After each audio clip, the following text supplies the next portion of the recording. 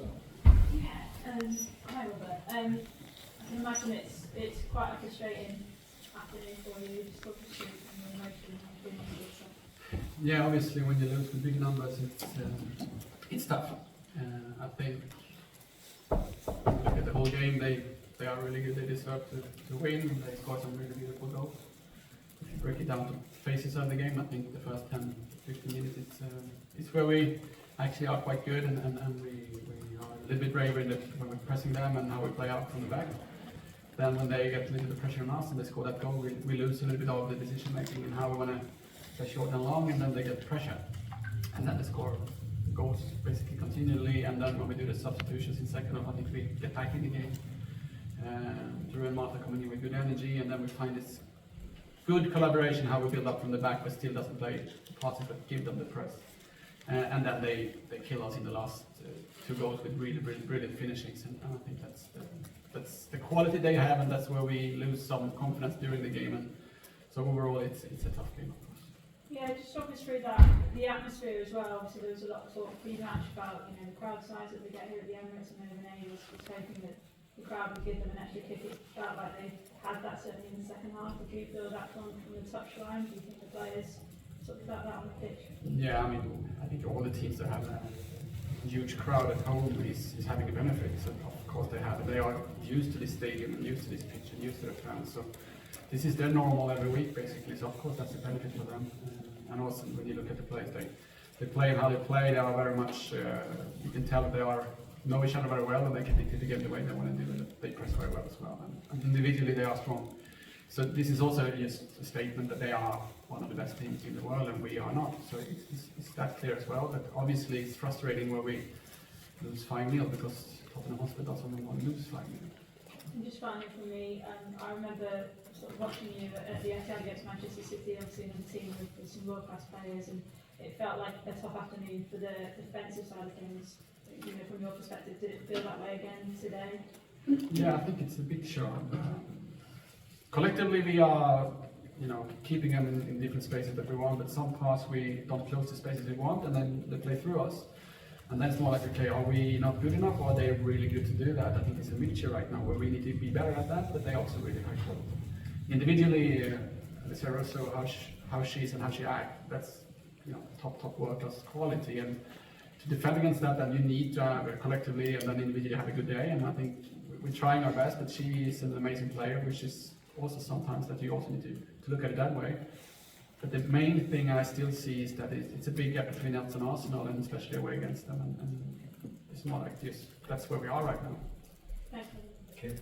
Hi Robert, yeah, I was going to kind of ask about the gap between you and Arsenal, because last season it felt like one of the things that underpinned it for Tottenham was how close the games were against Arsenal. Obviously you won one of them. This season, obviously the results being much more convincing in Arsenal's favour. So yeah, how do you close that gap again and get it more to like what it was last season? I think it's, if you look at the stats in this game and the game against last year Tottenham, it's actually quite similar.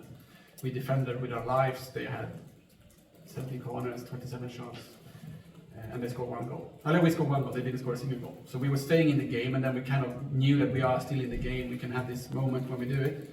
When you consider 1, 2, and perhaps 3 goals, it's very hard to be playing your style or playing with confidence. And I think the reason today is that they get the first and the second goal, which means that they get self-confidence and we don't really get it. So I don't think it's a big difference from last season. It was more like the situations in the game that created this big gap today in the game. But it's still the gap. It's still where we are and where they are. So if you look at me how we're going to close it, it's by developing the players we have and try to make sure we are really sharp how we recruit players, how we have the facilities, how we build the training ground. But then we also are aware that Chelsea, Arsenal and Man City, they are signing top world-class players every transfer window, which means that the gap is not always closing so quickly. So when they sign Chloe Kelly, it's a quite good player to get into the squad without actually losing someone. So that's the reality right now as well. Is there anything Tottenham can learn from Arsenal, be that on or off the field? Kind of, as hard as that may be to swallow, considering they're your rivals, is there anything you can learn from them?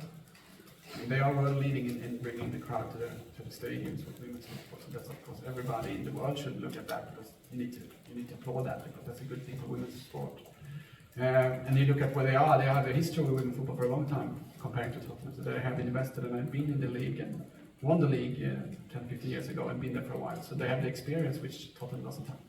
So to get experience, you need to go through these periods, and then you need to learn from them. So what you can learn from them is obviously that is you can get a really high quality with the fans, with the play, and how they play to make sure you're consistent. I think some of the players they've had for 10 years, and they are really strong in that team. So I think the patience in keeping those players but still adding the right players the way they play, I think that's the key. And I think we are trying that, but we are a little bit in the first phase of that. Thank you. Alex? Robert, you opted for midfield two today of Maita Orff and Anashiki. It seemed like Arsenal really had no struggles kind of getting through that duo, and kind of every single time they attacked, they had a shot. Is that a big concern, how it seemed Spurs were just so open defensively? I mean, there is, we have a squad and we have players and we have a strong belief in the players we have, but if you have Evelina and Drew not able to start the game, they are very strong players, very good players, but I have a strong belief that Anashiki can be extremely good pivot, and I think you can see it during the games, in a glimpse of it, how good she can be.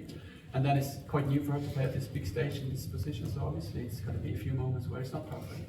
But that's the part of the journey we need to do. I need to explore this, I need to make sure the players get the experience in these games, even if everything is not perfect. If I want to make sure we can take a development, then I need to be brave enough to play them and find ways to do it, and then you can say right or wrong afterwards. But the main thing is I have a strong belief in the players that play today, and they can do it, and I saw moments in the game that they can do it. It's more like, how can we be more consistent, how can we learn to close that space behind her, for example, because they played into that space a few times and they're really high quality, and then right or wrong, it's minutes we get to the next phase, and obviously we are where we are.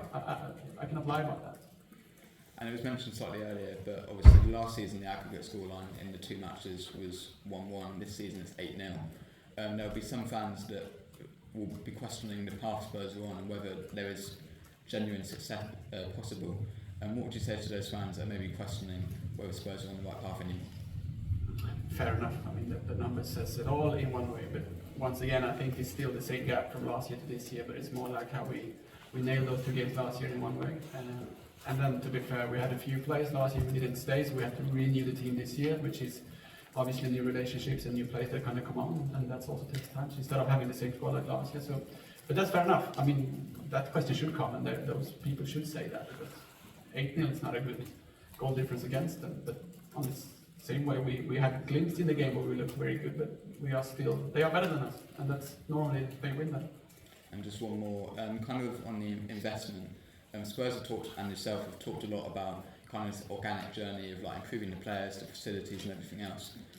But at the end of the day, investment seems to be needed on the pitch as well, and like a high calibre player. Is that something you agree with?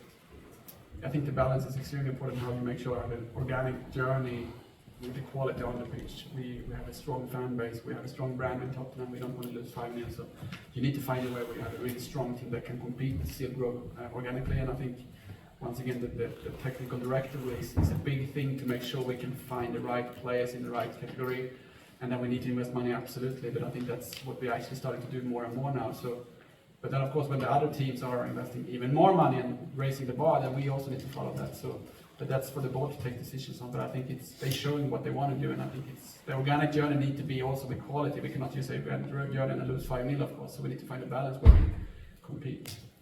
Thank you. We're down the front and then Chris. On the plus side, Robert, I thought Lisa Kopp kept the score down, basically. Especially in the first half, she made some very brave stops and saves and fingertip things. So that was the first question. How do you think she's sort of settling in and making a difference? Yeah, I think she is a goalkeeper that we had a strong belief that she can take us higher in the table. I think, like you said, she did some amazing saves, and those shots who went in was perhaps those shots who should have went in, but it was amazing shots from outside. So, absolutely. She's also very good at the ball, so I'm happy with that signing, and I think she's done great when she comes. So, and she's just going to be better when she gets to know the players. And the second question was, Alex mentioned it about recruitment, and I just wondered whether, at the moment, you seem to be recruiting a lot from abroad, from other leagues, and I just wonder whether you want to look down the pyramid a little bit more, say in the Championship or even in the Northern and Southern Premier, because there's some very, very, very good defenders who are also tall, which is like primary Yeah, of asset. course. I just wondered if you have scouts that go there as well as just going to sort of Sweden and Spain and stuff. Yeah, I think we always look, first of all, England, UK actually, and the main thing to look here is that many of the talented players are already playing in the big teams. But obviously we have scouts watching the under 23, under 19s. We have 2 players in the under 19 national team as well, so they are on their way up to our team. But it's not that easy because there's quite many teams in the UK who play foreign players. It's not actually too many English players, and those who play in the alliances are almost on the bench as well. So, but yeah, Ella Morris is a clear signing we want to do more of. So I'm agree on you, and we're trying to find those key English players. That's the first phase. But I think then you look at the markets we know that we can scout, and then the reason we sign technical directors to make sure we can actually scout the whole world and make sure we can find the right characters that fits the way we want to do it and with the right age group and sign them at the right timing so that it's too expensive but still we need to invest in it. Thanks. Last 2, Chris. Robert, from a defensive side of point of view, are you worried in any way? Because although you conceded 5 goals today, it could have been a lot more. Yeah, I mean, it could have been more, but 2 of the shots is also like amazing shots. I still think 5-0 is kind of what you get percentually on the shots, but there was a few really good saves. I knew that they were going to have a few really good chances. If I'm worried, I'm more like, I know that it's going to happen because they have so many good players. Then it's more like, could we have kept them away and just nailed the crosses? That's what we wanted to do, like let them cross the ball and we box defend. I'm a little bit worried that we were open us up too much after the first goal so they can play through us, and that's what we probably need to fix first, because when they play through us, then they're in us, and then they can do the combinations and everything. So that's something we need to fix, and that's something we work on, so we need to take steps there. I just feel like we are where we are, and we want to make sure we compete, and we want to make sure that what we are doing this year is to see where we are, and if you lose against Arsenal away, most of the team will do that. If you lose 5-0, that's not good. We need to defend better. Then you can look at why do you play so many short passes? We're trying to have this build-up, and it's like, because we want to develop that game, but we need to find a way where we have the right balance and take the right decision. This is still people playing, and to find the right limit with that is to be brave, and when you don't succeed, and you, of course, I'm sitting here looking a little stupid, I get that, but that's the part of my journey with this team and what we want to do, so I'm still going to do that, but I'm also going to analyze what we can do better, because I'm not going to sit here and be stupid, but I also want to make sure that we have an identity that we want to follow, and I think in the long end we're going to be more than the first 10 minutes, or if we score a goal the first 10 minutes, then we probably can have a really good game, but we didn't get that, and then they scored, and then the rest followed. Lastly, can I ask you about Ashley Neville, of course the first Spurs women player to reach 100 WSL appearances? What does she give you on and off the pitch? I think she's a really cool character who has been on this journey from semi-professional to professional to play very consistent, and great character as well. I think that shows that you can keep going, and even if you are semi-professional when you were a little bit older. I think that's a good role model for the young players who perhaps not really are playing in the academies now or whatever, that you can actually find a way to the top end. Cool. Thank you guys. Thank you. Thanks, Robert.